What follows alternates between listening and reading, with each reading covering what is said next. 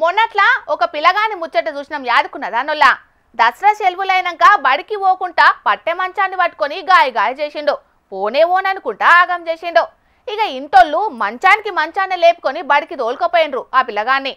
ఆడనేమో గట్లుంటే గీడ కథ వేరే ఉన్నది. పిల్లగాన్లు ముద్దుగా తయారై బడికి పోతే వద్దని ఎలగొట్టిండ్రు. మరి ఎందుకు కావచ్చునో. చిన్న పిల్లగాళ్లకు పెద్ద గోసే వచ్చింది కదా.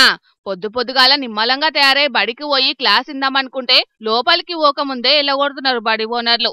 అసలు ముచ్చటేందంటే సూర్యాపేట జిల్లా తిలక్ నగర్ కాడున్న సర్కారు చిన్నబడికి ఇంటికి రాయి నెల పడతలేదట. 3 ఏళ్లకెంచి ఆగినాయట. రూపాయి కూడా ఇస్తలేరట. గిట్లెట్లుంటది? మాకు అవసరాలుండయా? మేము ఈఎంఐలు కట్టుకోవద్దా? మా ఇల్లు గడవద్దా? ఏళ్లకేళ్లు కిరాయి ఇయ్యకుంటే ఎట్లని ఇంటి ఓనర్ ఇలా పొద్దుగాల గేటుకు తాళమేసిండు. ఇక చేసేదేం లేక సార్లు పిల్లగాన్లు ఎర్రటి ఎండల్నే నిల్చున్నారు. ఇక తీసేటట్టు లేరని ఎవరింటికి వాళ్ళు పోయిండ్రు. హెడ్ మాస్టర్ చంద్రశేఖర్ సారు ఏమో చెప్తాడట, ఇందాము. ప్రభుత్వ ప్రాథమిక పాఠశాల సంబంధించినటువంటి సమస్య ఇది. ప్రైవేటు బిల్డింగ్ లో నడుస్తున్నది. సొంత భవనం లేకపోవడం వల్ల గత 3 సంవత్సరాల నుండి రెంట్స్ రాకపోవడం వల్ల ఓనరు ఈ సంవత్సరం స్టార్టింగ్ లోనే తాళం వేయడం జరిగింది. అప్పుడు వారికి తప్పకుండా ప్రయత్నం చేపిస్తామని చెప్పి డిఓ గారితో మాట్లాడించి కలెక్టర్ గారి దృష్టికి తీసుకుపోవడం జరిగింది. ఈ సంవత్సరం 4 నెలలు బిల్లు ఆల్రెడీ సబ్మిట్ చేసినాము. ఇంకో 2 నెలల బిల్లు కూడా బడ్జెట్ శాంక్షన్ అయింది. కానీ రాత్రి సడన్ గా హెడ్ మాస్టర్ గారికి ఫోన్ చేసి స్కూల్ కు తాళం వేస్తున్నాను చెప్పడంతో ఉదయం ఇక్కడికి రావడం జరిగింది.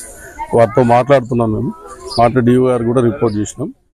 ఇన్నరా, దసరా అయిపోయింది, దీపావళి పండుగ కూడా అయ్యింది. కానీ కిరాయి పైసలైతే పడలేదట.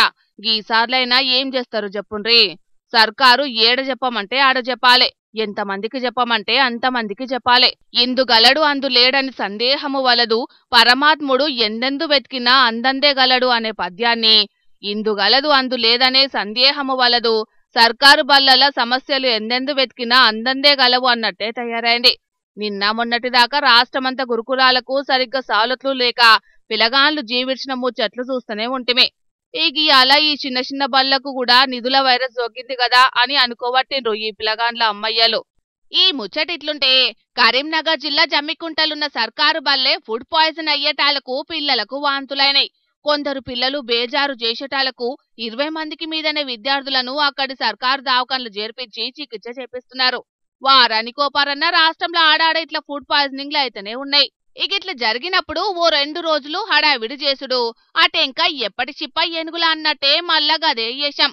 బల్ల తాకదు మారుస్తామని ఓ మస్తు ముచ్చట్లు చెప్తున్నారు గాని పట్టించుకున్నోళ్ళు మాత్రం లేరని పిల్లల తల్లిదండ్రులు మస్తు కోపానికి రావట్టిండ్రు. మరిగ తెలంగాణలో విద్యా వ్యవస్థను గొప్పగా తీర్చిదిద్దుతున్నాని సీఎం రేవంత్ అన్ననే చదువుల శాఖను దగ్గర పెట్టుకున్నాడు. కాకుంటే సీఎం రేవంత్ అన్న స్వయంగా చూస్తున్న చదువుల శాఖలనే బొచ్చడన్ని తక్లీఫ్లున్నాయి.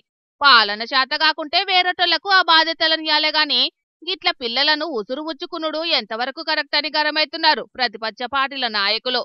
బాడి పిల్లలకు ఓట్లు లేనందుకేనా వాళ్లను చిన్న చూపు చూస్తున్నాడని విద్యార్థి సంఘాల నాయకులు ఫైర్ అవుతున్నారు. రోజుకు రేవంత్ అన్న పడుతున్న 18 గంటల కష్టంలా ఓ 10 నిమిషాలు విద్యార్థుల గురించి ఆలోచించిన విద్యార్థుల తిప్పలు మొత్తం తీరుతాయని అంటున్నారు.